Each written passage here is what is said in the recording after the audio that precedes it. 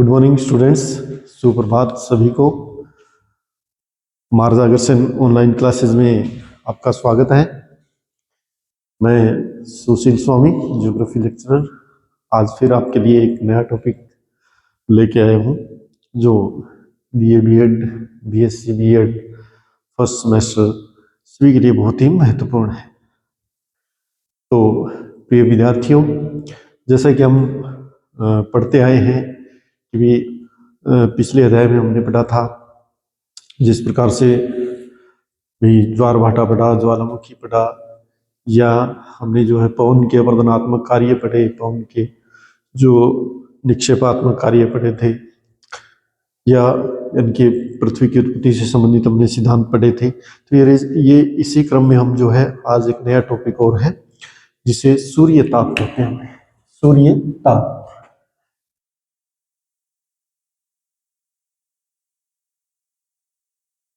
सूर्यताप या इंसोलेशन।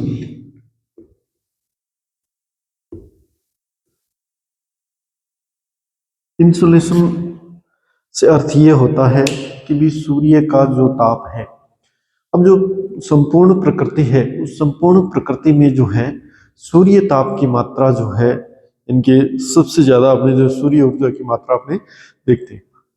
सूर्य जो है, इनके सूर्य में जो ऊर्जा निर्मित हो रही है वो ऊर्जा जो है इनके संश्लेषण विधि के द्वारा वो निर्मित होती है। अब इनके सूर्य की ऊर्जा जो है उसे अपने सोलर एनर्जी के नाम से अपने जानते हैं। Solar energy, solar energy. सूर्य की ऊर्जा जो है हमें किस रूप में प्राप्त होती है? विकिरण या रेज के द्वारा, रेज या विकिरण के द्वारा जो है अपने को ऊर्जा प्राप्त होती है। कहने का मतलब इनके सूर्य से जो ऊर्जा आती है वो विकिरण, विभिन्न प्रकार के विकिरणों के द्वारा जो है अपने धरातलीय क्षेत्र पर आती है।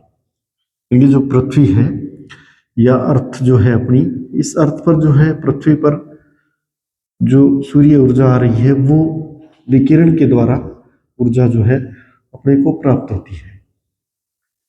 और ये ऊर्जा जो है, ये विकिरण जो है विभिन्न प्रकार की परतों को, यानी जिस प्रकार से क्षोभ मंडल है, क्षोभ मंडल या समताप मंडल, समताप मंडल, ओजोन मंडल, ओजोन मंडल, आयन मंडल,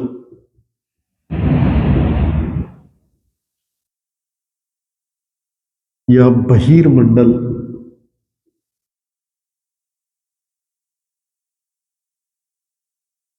इन सभी को जो है क्रॉस करके या इनको जो है इनके जो है स्थान अपने ये मान सकते हैं, इनको इनके उनको प्रवेश करके इन सभी के जो है प्रवेशित होकर जो है धरातल पर पहुंचती है।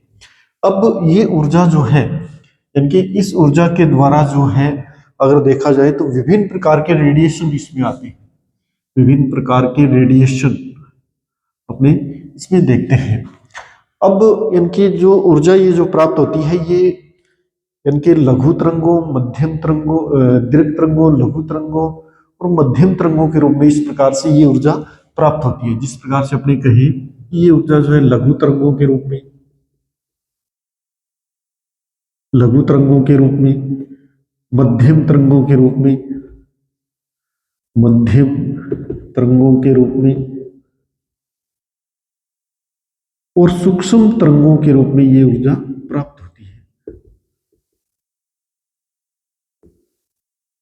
तो इस प्रकार से ये जो ऊर्जा जो प्राप्त हो रही है ये इनके अपने अगर तरंगे अगर देखें तो इन तरंगों को माइक्रोन के हिसाब से, यानी कि मिली माइक्रोन या माइक्रोन के हिसाब से जो है ये ऊर्जा जो है यानी कि इनकी तरंगों के रूप में ये प्राप्त होती है। जिस प्रकार से लघु तरंगों के रूप में अगर इनको देखें तो लघु तरंगों में जो है अधिकतर पराबैंगनी किरणें जो आती है, पराबैंगनी किरणें, पराबैंगनी किरणें जो होती है अधिकतर, यानी कि पराबैंगनी किरणें जैसे ही सूर्य से निकलकर जो है ओजोन मंडल में आती है, इस मंडल में आती है, तो ये पराबैंगनी किरणें या अल्ट्रा वायलेट किरणें जो है यहीं पर अवशोषित हो जाती है, ऑब्जर्व हो जाती है, अवशोषित हो जाती है। और बाकी जो किरणों का जो भाग होता है वो किरणें जो है पृथ्वी के धरातल पर जो है पहुंचती है, पृथ्वी के धरातलीय भाग पर वो पहुंचती है। और पृथ्वी के धरातलीय भाग पर पहुंचने के कारण वो तरंगे जो है इनके पूरे धरातलीय भाग को वो जो है गर्म कर देती है, धरातलीय भाग को गर्म करती है।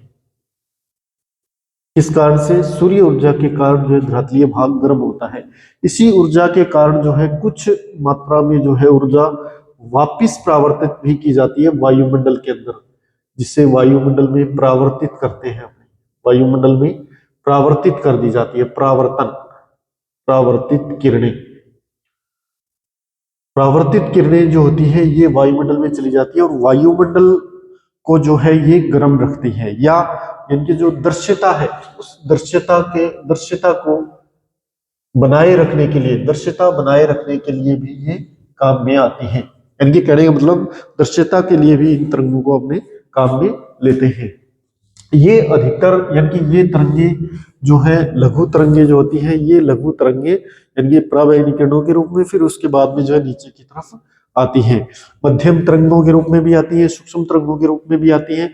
तो ये तरंगे जो है अधिकतर यानी कि देखा जाए तो विकिरण क्रिया द्वारा जो है पूरे धरातल पर पहुंचती है।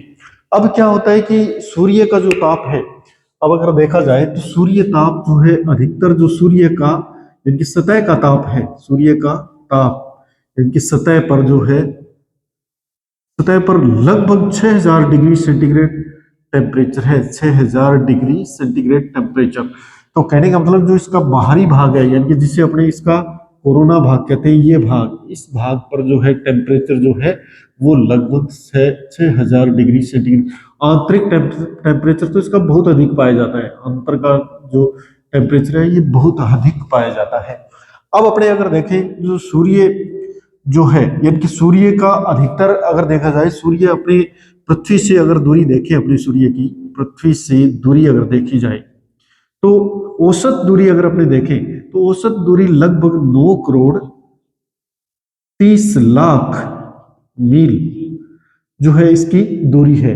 और जो सूर्य का प्रकाश अपने तक पहुंचता है वो लगभग 8 मिनट में जो है अपने पास जो है इनके सूर्य का प्रकाश पहुंचता है। अब सूर्य यानी कि सूर्य के द्वारा जो है संपूर्ण प्रकृति, अपने कहते हैं संपूर्ण प्रकृति जो है सूर्य से संचालित होती है। अब सूर्य के द्वारा जो है अपने ये मानते हैं कि सूर्य के द्वारा जो है वाष्पोत्सर्जन की क्रिया होती है, पेड़ पौधों में वाष्पोत्सर्जन की जो क्रिया होती है वो क्रिया जो है इनकी सूर्य के कारण ही होती है, या सूर्य का जो अपने ये माने कि सूर्य के कारण ही जो है वाष्पोत्सर्जन की क्रिया होती है, या प्रकाश संश्लेषण की क्रिया जो है वो सूर्य के कारण ही होती है। अब यानी सूर्य ऊर्जा के कारण ही जो है यानी जो जल है वो भाप बनकर उड़ता है और उसके कारण जो है बादल भी बनते हैं और बादल बनने के बाद में जो है वर्षा होती है। तो इस प्रकार का जो प्रक्रम है वो प्रक्रम सूर्य ऊर्जा के कारण ही चलता है। अब पूरी की पूरी जो सृष्टि है वो सूर्य पर आधारित है। अब यानी कि पूरा ब्रह्मांड अगर देखें तो सभी जो ग्रह हैं वो ग्रह सूर्य के चारों ओर चक्कर लगाते हैं। तो सभी ग्रह जो हैं यानी कि सूर्य के चारों ओर जो है अंडाकार मार्ग में इस प्रकार से चक्कर लगाते हैं।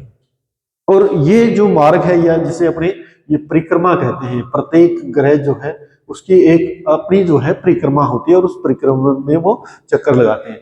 अब अपने देखते हैं कि सूर्य जो ताप है वो सूर्य ताप देखा जाए तो किस किस चीजों से या किन से प्रभावित होता है। अगर देखा जाए तो सूर्य ताप किन से प्रभावित होगा वो अपने देखेंगे कि भी सूर्य का ताप किससे प्रभावित होता है, यानी कि कम या ज्यादा। कभी सूर्य जो है अपने देखते हैं कि भी देखा जाए तो सूर्य की ऊर्जा जो है कम या अधिक होती रहती है।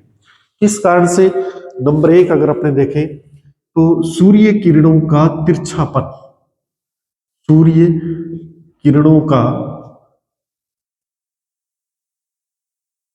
तिरछापन। अब अपने ये देखते हैं कि भी सूर्य ऊर्जा जो है यानी कि सूर्य क्या करता है कि पूरा का पूरा अगर ब्रह्मांड के रूप में अगर सूर्य को देखें तो पृथ्वी और सूर्य यानी कि जैसे जैसे पृथ्वी जो है वो परिक्रमा करती है तो सूर्य से जैसे मान लो कि यहाँ पर सूर्य है, तो सूर्य के चारों ओर जो है यानी कि वो अंडाकार मार्ग में जो है पृथ्वी इस प्रकार से अंडाकार मार्ग में जो है चक्कर लगाती है। अब पृथ्वी अंडाकार मार्ग में चक्कर लगाती है, इस प्रकार से वो चक्कर लगाती है। तो ये जो प्रक्रिया है इसकी, इस प्रक्रिया के कारण जो है इनके सूर्य को जो है ऊर्जा कभी कम कभी अधिक प्राप्त होती है।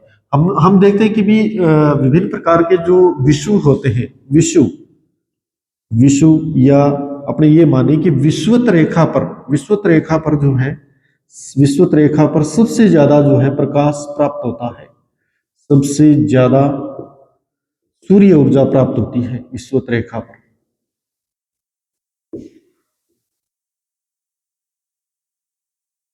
क्योंकि इनके पृथ्वी जो है सूर्य के चारों ओर अंडाकार मार्ग में चक्कर लगाती है, इसलिए इनकी सबसे ज्यादा विषुवत रेखा पर जो है इनकी सूर्य ऊर्जा प्राप्त होती है। और ये सूर्य ऊर्जा जो है पृथ्वी के धरातलीय भाग पर इनकी सबसे ज्यादा अपने देखें तो विषुवत रेखा पर 12 घंटे का दिन और 12 घंटे की रात होती है, 12 घंटे की ही रात होती है, 12 घंटे दिन और 12 घंटे की रात होती है, क्योंकि सबसे ज्यादा सूर्य का प्रकाश यहाँ पर उसको प्राप्त होता है। अब जैसे जैसे अपने ध्रुवों की ओर जाते हैं, पृथ्वी पर जो है जिस प्रकार से पृथ्वी का आकार हम देखते हैं कि पृथ्वी इस प्रकार से गोलाकार रूप में, और पृथ्वी का ये विषुवत रेखा है। अब इस विषुवत रेखा से जैसे जैसे अपने ऊपर की तरफ जाते हैं, यानी ध्रुवों की तरफ जाते हैं, ये ध्रुवीय भाग है, ये दक्षिणी ध्रुवीय भाग है, ये उत्तरी ध्रुवीय भाग है और ये दक्षिणी ध्रुवीय भाग है। तो सूर्य जो क्या है कि यानी सूर्य की जो ऊर्जा है या सूर्य की जो किरणें हैं वो धीरे धीरे यहाँ पर तो जो है इस प्रकार से डायरेक्ट इस प्रकार से पड़ती है, और जैसे जैसे अपने यानी कि ध्रुवों की ओर जाते हैं वैसे वैसे जो है सूर्य ऊर्जा जो है या सूर्य की जो किरणें हैं वो तिरछी होती जाती है। और सूर्य किरणें जैसे जैसे तिरछी होती जाएंगी तो यहाँ पर जो है यानी ध्रुवों की तरफ बहुत कम ऊर्जा प्राप्त होती है, बहुत कम ऊर्जा प्राप्त होती है।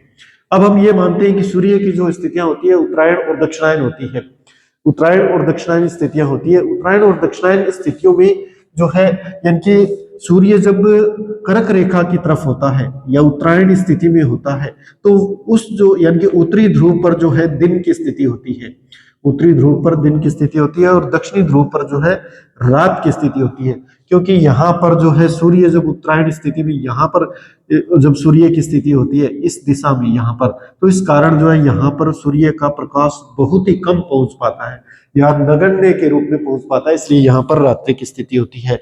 अब यही कारण है कि अपने देखते हैं कि लगभग 6 महीने के दिन ध्रुवों पर और 6 महीने की रातें होती हैं, क्योंकि सूर्य का तिरछापन जो है यानी सूर्य ऊर्जा को प्रभावित करता है। अब अपने ये मानते हैं कि जैसे जैसे अब अगर यानी कि लंबवत किरणें अगर किसी स्थान पर पड़ती हैं तो वो अगर थोड़े स्थान पर भी पड़े तो ऊर्जा अधिक मात्रा में प्राप्त होती है, और अगर तिरछी किरणें पड़ती हैं चाहे वो बहुत ज्यादा स्थान पर पड़े लेकिन उनसे जो है सूर्य ऊर्जा कम प्राप्त होती है। तो इस प्रकार से यानी कि किरणों का जो तिरछापन है वो किरणों का तिरछापन जो है सूर्य ऊर्जा को प्रभावित करता है। इसी प्रकार से दूसरा बिंदु अगर अपने देखें, दूसरा बिंदु अगर देखा जाए तो दूसरा बिंदु के रूप में अपने ये देख सकते हैं कि भी पृथ्वी से सूर्य की जो दूरी है, पृथ्वी से सूर्य की दूरी, पृथ्वी से सूर्य की दूरी, कहने का मतलब कि पृथ्वी कितनी दूर है, कितनी अधिक है, कितनी कम है, कम दूर है। तो इस प्रकार से अगर देखा जाए तो पृथ्वी की दो स्थितियां बनती है, पृथ्वी की दो स्थितियां बनती हैं। सूर्य से मान लो कि ये सूर्य है और सूर्य के चारों ओर इस प्रकार से पृथ्वी चक्कर लगा रही है, तो पृथ्वी क्योंकि अंडाकार मार्ग में चक्कर लगाती है इस प्रकार से इसकी दो स्थितियां होती हैं। पृथ्वी की दो स्थितियां होती है, कौन कौन सी? एक तो यानी कि यहाँ पर जो बिल्कुल इसके सूर्य के निकट होती है, और एक यहाँ पर जो बिल्कुल सूर्य से दूरी पर स्थित होती है, यानी कि इसकी स्थितियां जो है इस प्रकार से होती है। तो अगर मैंने आपको बताया कि जिस प्रकार से अगर औसत दूरी अगर देखें सूर्य की तो लगभग 9 करोड़ 30 मील की 30 लाख मील की जो है दूरी वो यानी कि पृथ्वी से सूर्य की दूरी है, या अपने ये मान सकते हैं कि लगभग 9 करोड़ 30 लाख मील की दूरी जो है पृथ्वी और सूर्य के बीच में पाई जाती है। इसी प्रकार से जब पृथ्वी अंडाकार मार्ग में चक्कर लगाती है तो पृथ्वी के अंडाकार मार्ग में चक्कर लगाने के कारण जो है पृथ्वी की दो स्थितियां हो जाती है, जिसे एक तो कहते हैं अपने उपसौर की स्थिति, उपसौर, उपसौर या सूर्य के निकट की स्थिति से बोलते हैं, सूर्य के निकट की स्थिति, और एक होती है अपशोर जिसे अपने सूर्य से दूरस्थ स्थिति अपने बोलते हैं। अपशोर, सूर्य से दूरस्थ, इसे अपने दूरस्थ कहेंगे और इसे अपने निकटस्थ कहेंगे, निकटस्थ स्थिति। तो कहने का मतलब कि भी यानी कि उपसौर की जो स्थिति है वो यानी कि पृथ्वी के बिल्कुल निकटतम स्थिति होती है, जो यानी कि जब समकोणिक स्थिति होती है पृथ्वी की, इस प्रकार से बिल्कुल 90 डिग्री कोण पर पृथ्वी होती है। दो बार यह आती है पृथ्वी, एक तो जिस प्रकार से अपने इस स्थिति में, एक यहाँ पर, और जो है दूरस्थ स्थिति आती है एक यहाँ पर और एक यहाँ पर, क्योंकि अंडाकार मार्ग में पृथ्वी चक्कर लगाती है। अब उपसौर की स्थिति कब होती है? 3 जनवरी को, 3 जनवरी को जो है उपसौर की स्थिति होती है।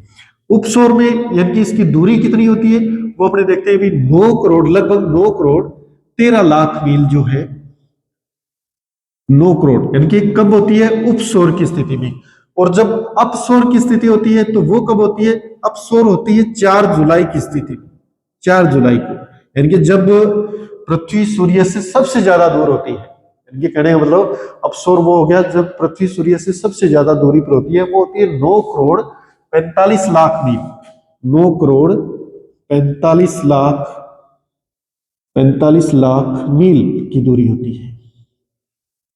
तो इस स्थिति में जो है सूर्य सबसे ज्यादा दूरी पर स्थित होता है।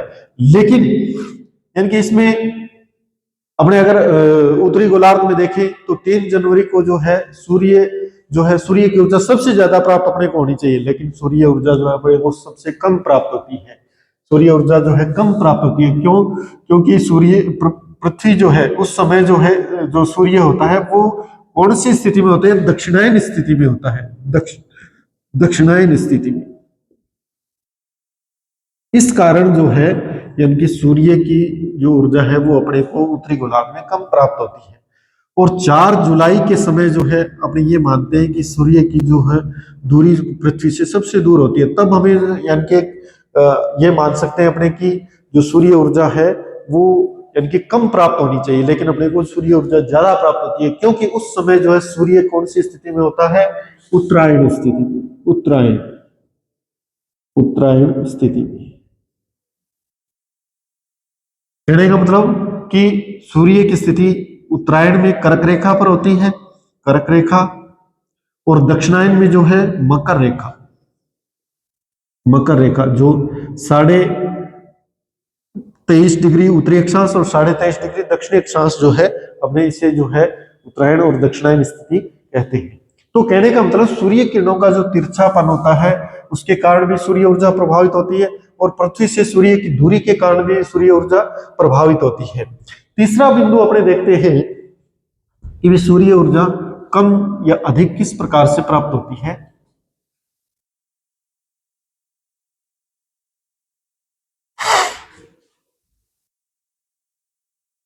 तीसरा बिंदु अपने देखते हैं कि भी जिस प्रकार से सौर कलंक या जिसे अपने सनस्पॉट कहते हैं, सनस्पॉट से ये मतलब है कि जो सूर्य जो है यानी कि जैसे सूर्य जो है उसमें ऊर्जा का निर्माण होता रहता है, और धीरे धीरे जो है वो यानी कि जो सौर कलंक होते हैं वो सौर कलंक इस प्रकार से धब्बे, सौर धब्बे जिसे अपने बोल सकते हैं, सौर धब्बों के कारण जो है सूर्य ऊर्जा का निर्माण होता रहता है। सूर्य ऊर्जा जो है विघटित होती रहती है, सूर्य ऊर्जा विकिरण के रूप में प्राप्त होती है, एक बार निर्माण होगा फिर कम होगी फिर ज्यादा, फिर इस प्रकार से एक चक्र चलता रहता है। तो सौर कलंक जो होते हैं वो सूर्य के धब्बे कहलाते हैं, सूर्य धब्बे। और जिनके कारण ये सूर्य के धब्बे जो होते हैं या सौर कलंक जो होते हैं ये सूर्य ऊर्जा को निर्धारित करते हैं, सूर्य ऊर्जा का निर्माण करते हैं, सूर्य ऊर्जा का निर्माण जो विकिरण के द्वारा हमें प्राप्त होती है, विकिरण के द्वारा हमें प्राप्त होती है। जब यानी कि सूर्य धब्बे जो है अधिक बनते हैं, अधिक होते हैं, तो इसका मतलब सूर्य ऊर्जा का निर्माण भी अधिक हो रहा है, निर्माण अधिक। इसी प्रकार से इनका भी एक अपने ये मानते हैं निश्चित क्रम होता है। प्रत्येक 11 वर्ष बाद जो है इनके ये धब्बे निर्मित होते हैं, फिर कम होते हैं, फिर निर्मित होते हैं, कम होते हैं। यानी 11 वर्षों के अंतराल पर 11 वर्षों के अंतराल पर जो है इन धब्बों का निर्माण होता है। तो कहने का मतलब कि जैसे जैसे अपने ये मानते हैं कि भाई जिस प्रकार से माना जाए कि भाई सूर्य ऊर्जा का जो निर्माण हो रहा है, वो सूर्य ऊर्जा का निर्माण हम मानते हैं कि संश्लेषण विधि द्वारा होता है। संश्लेषण विधि में सूर्य के जो सौर कलंक है वो बनते और बिगड़ते रहते हैं, और इन बनते और बिगड़ते के मध्य जो यानी कि प्रक्रिया होती है, ये प्रक्रिया लगभग माना जाता है कि 11 साल बाद जो है इस प्रकार के जो है सूर्य ऊर्जा के धब्बे बनते और बिगड़ते हैं, और उनके कारण जो है सौर ऊर्जा का निर्माण होता है या सूर्य ऊर्जा का निर्माण होता है। सूर्य ऊर्जा का निर्माण। तो इस प्रकार से सौर कलंक भी जो है यानी सूर्य ऊर्जा को निर्धारित करते हैं कि सूर्य ऊर्जा कब कम प्राप्त होती है, कब अधिक प्राप्त होती है। तो इस प्रकार से अगला बिंदु अपने देखते हैं,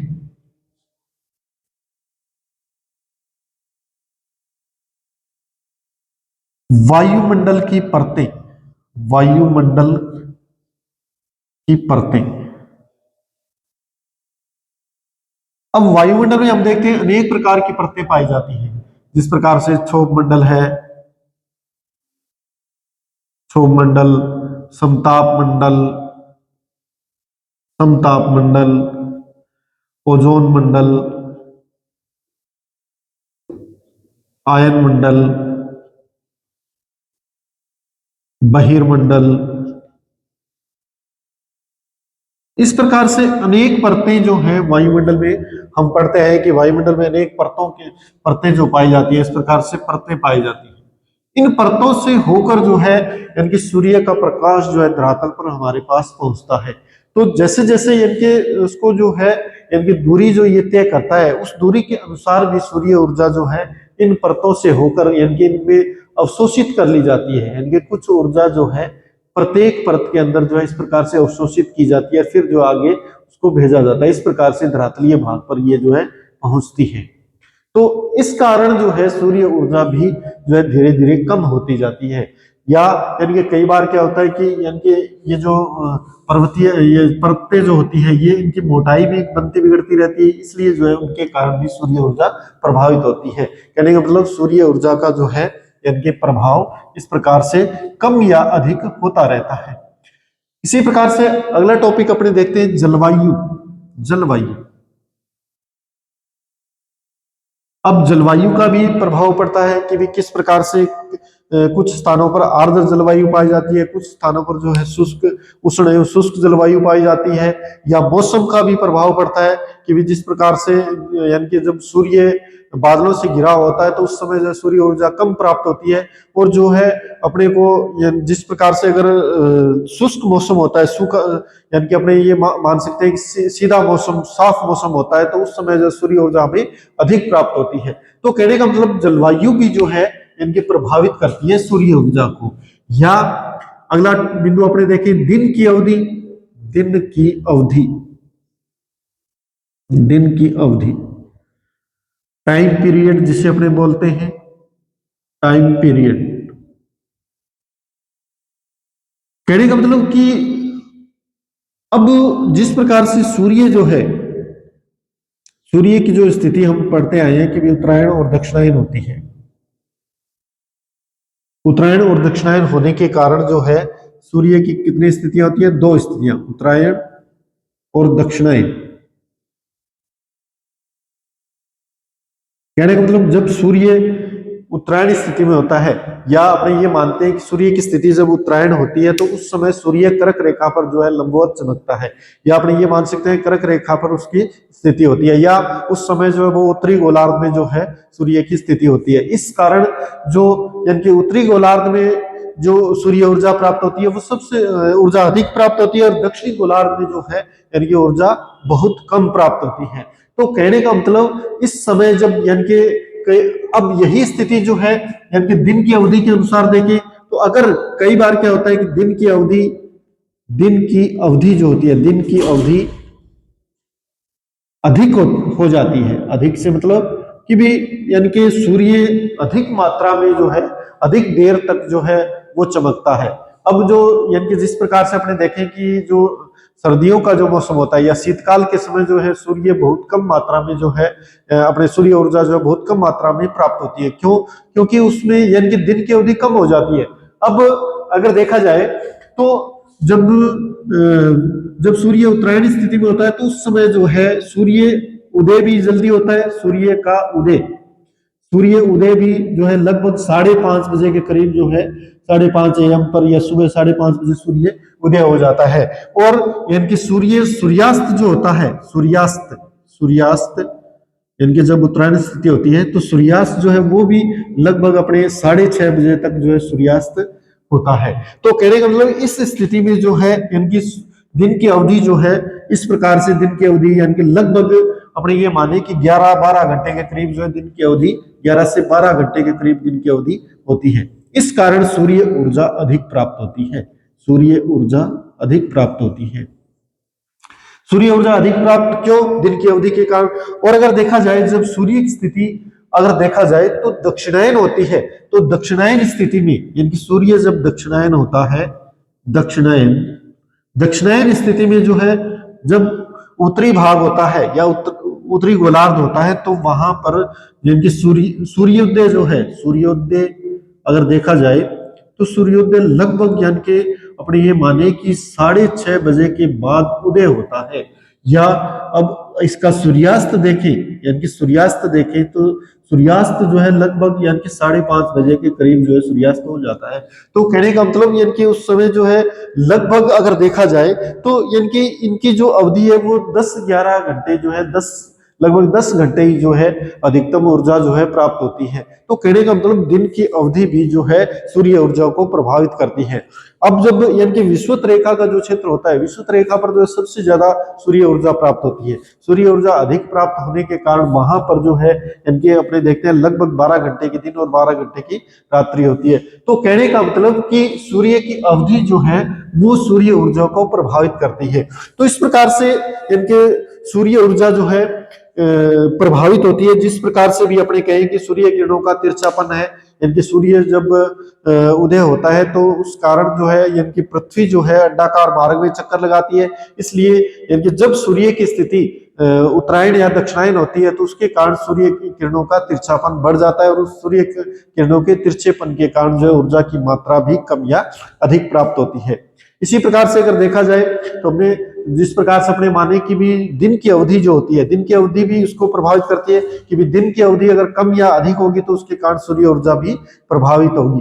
कई बार हम देखते हैं कि ग्रीष्म काल के समय तो जो है यानी कि सूर्य ऊर्जा अपने को अधिक प्राप्त होती है, सोलर एनर्जी जो है अधिक प्राप्त होती है और उसके कारण जो है अपने यानी कि सोलर के जो भी कार्य है वो सबसे ज्यादा होते हैं। लेकिन शीतकाल के समय जो है सूर्य ऊर्जा बहुत कम प्राप्त होने के कारण जो है इस प्रकार के सोलर के उपकरण जो है बहुत कम काम करते हैं।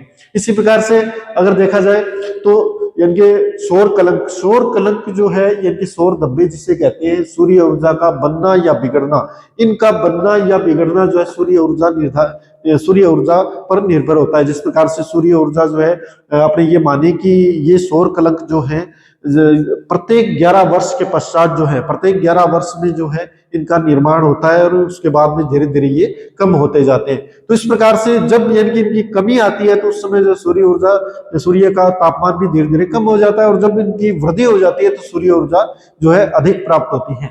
इसी प्रकार से इनकी जलवायु भी जो है ये प्रभावित करती है कि जलवायु जिन क्षेत्रों में जलवायु आर्द्र या नम जलवायु या शुष्क या अर्ध शुष्क जलवायु, इस प्रकार की जलवायु पाई जाती है तो इससे जो है इनके सूर्य ऊर्जा भी प्रभावित होती है। इसी प्रकार से यानी कि जिस प्रकार से वायुमंडल का जो भाग है, वायुमंडल की जो परतें हैं, वायुमंडल भी जो है सूर्य ऊर्जा को प्रभावित करता है। भी सूर्य ऊर्जा जैसे जैसे यानी कि सूर्य से निकलती है विकिरण के रूप में, तो विकिरण के रूप में जो है गमन करती है और नीचे की तरफ आती है तो उसके कारण जो है जो परतें होती है वो परतें भी सूर्य ऊर्जा को अवशोषित कर लेती है। कई बार परतों की जो मोटाई है कम या अधिक होती रहती है, उस कारण भी जो है परतें प्रभावित होकर जो है परतों से सूर्य ऊर्जा प्रभावित होती है और वो कुछ मात्रा में उनको अवशोषित भी कर लेती है। इस कारण जो है सूर्य ताप जो है प्रभावित होता है। धन्यवाद स्टूडेंट्स, आगे अगले अध्याय में हम और पढ़ेंगे। धन्यवाद।